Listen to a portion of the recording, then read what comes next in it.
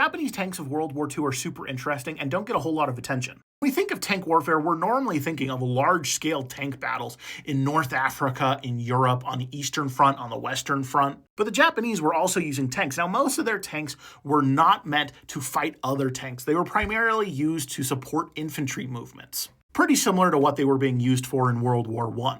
And most of these tanks were used in the Chinese theater. However, there were Japanese tanks that were used in the invasion of Malaysia, in the invasion of the Philippines, even in Kiska, the Aleutian Islands in Alaska, meaning that the Japanese are the only ones to ever have landed a tank in North America. Now, their tanks were not very advanced compared to most of the American tanks. Early on in the war, they held a little bit better, but by the end of the war, especially in the battles of Saipan, Okinawa, Peleliu, and the Battle of the Philippines, where there were more tank-on-tank battles, it just didn't hold water compared to the American tanks as well as anti-tank equipment. Even some of the older American tanks were still able to defeat the Japanese tanks, like in the Battle of Guadalcanal. Now, this is in the Philippines. However, most of the Japanese tanks, especially the more modern tanks that could actually stand up to more of the tank-on-tank warfare that was expected, were almost all left in Japan to protect the homeland of Japan when they were expecting the inevitable invasion of mainland Japan. However, obviously, we know that didn't happen because